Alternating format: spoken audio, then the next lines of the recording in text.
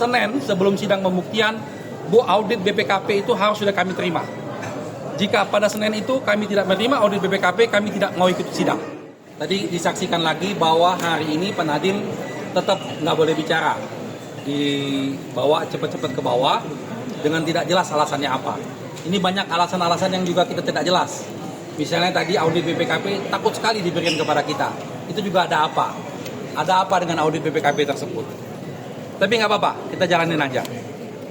Pak Nadiem membuat pesan tertulis yang ingin saya bacakan. Assalamualaikum warahmatullahi wabarakatuh. Izinkan saya menulis surat ini untuk dibacakan penasihat hukum saya. Walaupun saya sedih dengan penolakan eksepsi hari ini, saya akan selalu menghormati proses hukum. Terima kasih saya kepada masyarakat yang memberikan saya kesempatan untuk didengar. Saya sangat bersyukur melihat dukungan publik dan keluarga saya. Alhamdulillah, Google sudah membuka suara. Ini kawan-kawan sudah ketahui, Google sudah banyak statementnya dan menjelaskan secara terang benderang bahwa tidak ada konflik kepentingan dengan Nadiem. Karena mayoritas investasi Google ke Gojek sudah masuk sebelum Nadiem menjadi menteri. Google pun mengkonfirmasi bahwa mereka bukan vendor dalam pengadaan. Mereka hanya penyedia software. Google menyebut Chromebook adalah laptop nomor 1 di dunia untuk pendidikan dan bisa digunakan tanpa internet. Ya, ini Chromebook bisa digunakan tanpa internet. Semoga ini menjawab berbagai narasi sesat yang tersebar selama berbulan-bulan.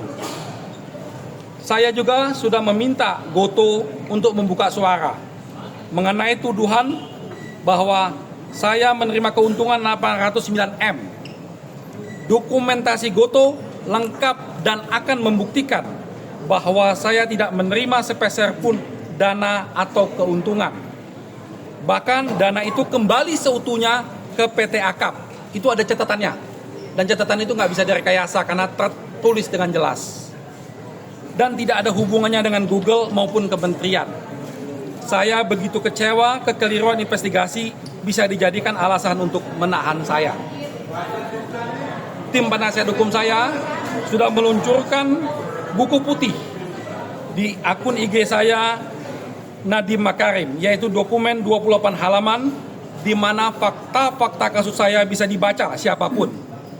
Kami terus mengupayakan transparansi agar publik bisa menilai sendiri apa yang sebenarnya terjadi. Saya berharap sidang saya bukan menjadi perdebatan narasi, tapi menjadi sumber penerangan fakta dengan data. Kebebasan saya dirampas, nama baik saya dirampas, bahkan hak bicara pun saya dirampas. Tapi yang tidak bisa dirampas adalah kebenaran. Satu persatu fakta akan terbuka dan ya saya yakin Allah akan memberi jalan untuk kebenaran. Dengan hormat, Nadiem Makarim. Ya. Dari PH sendiri gimana Pak tanggapannya soal saksi apa sedang lanjut Pak? Ya, kaitan dengan kita sudah memasuki tahap pembuktian ke depan, tadi sudah dijelaskan oleh Majelis Hakim, tadi ditanyakan oleh Pak Dodi, bahwa Senin sebelum sidang pembuktian, audit BPKP itu harus sudah kami terima. Jika pada Senin itu kami tidak menerima audit BPKP, kami tidak mau ikut sidang. Karena itu adalah putusan Majelis Hakim dalam putusan selah. Seperti kita menghormati putusan selah bahwa eksepsi kami ditolak, mereka juga harus menghormati putusan selah itu bahwa audit BPKP harus diserahkan. Pak Google sudah bicara Pak, apakah akan ada niat untuk menjadikan saksi Pak? Nanti kita lihat perkembangannya. Tentunya ini penting sekali ya, karena Google adalah pihak yang selalu disebut-sebut memberikan keuntungan pada Nadiem. Dan Google sudah menyampaikan statementnya secara resmi, itu menerangkan bahwa memang tidak ada niat jahatnya Nadiem dengan Google tersebut. Dan yang paling penting adalah, tadi disampaikan dalam persidangan, audit BPKP ini penting untuk diserahkan kepada terdakwa. Ini jangan jadi presiden, nggak boleh itu. Jadi ketika orang dituduh merugikan keuangan negara, audit BPK atau audit BPKP harus diserahkan. Bagaimana seseorang akan membela dirinya kalau dia tidak jelas apa yang dia lakukan? Jadi ini akan jadi presiden kalau ini tadi tidak kita lawan, ya. Silakan. Ya, jadi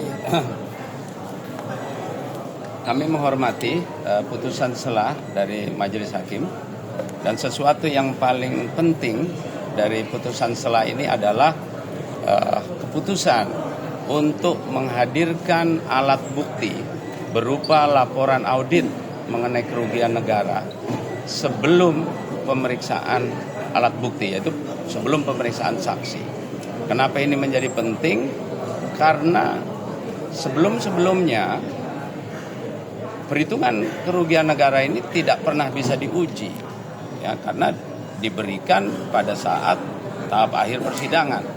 Nah, oleh karena itu ini merupakan babak baru dari putusan selah, di mana majelis yang mulia, majelis hakim, berani memerintahkan jaksa penuntut umum untuk menyerahkan alat bukti audit kerugian negara sebelum pemeriksaan alat bukti.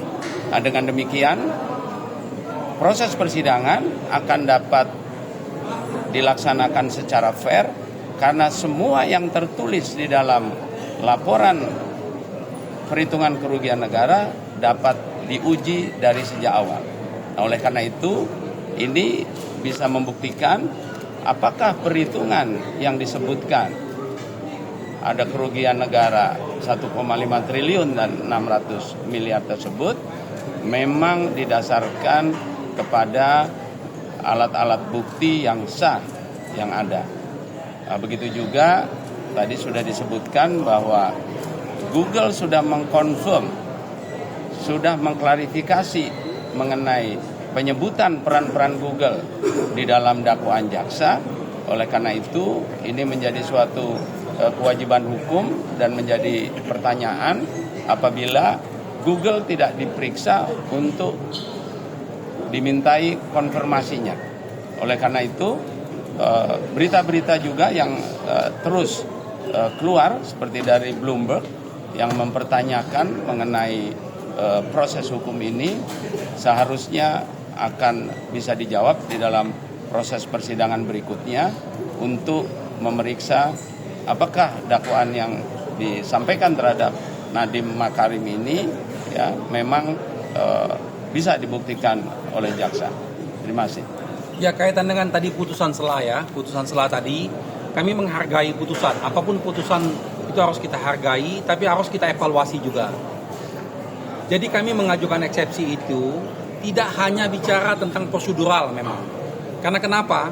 Karena kita seringkali bersidang menghabis-habiskan waktu dan menghabis-habiskan anggaran. Sidang ini habis waktu, membayar biaya hakim, biaya jaksa, biaya pengacara, dan yang lain-lainnya. Tapi ujung-ujungnya sidang ini tidak mempunyai makna apa-apa. Itulah yang sebetulnya esensi dalam eksepsi kami. Kami ingin menggugah keberaniannya hakim supaya menghentikan pola-pola sidang yang tidak bermanfaat ini. Ya. Karena kita melihat betul dari awal dakwaan ini lemah dan keliru. Itulah yang kita jelaskan. Nah, tetapi hakim rupanya masih berpikir secara prosedural. Oke, kita hormati. Semoga ke depannya keberanian hakim akan jauh lebih meningkat. Supaya kenapa? Supaya kita bisa mendapatkan keadilan dan supaya ada efisiensi anggaran untuk persidangan ini. Tujuannya itu. Makasih. Terima kasih, Bang. Download Tribun X sekarang. Menghadirkan lokal menjadi Indonesia.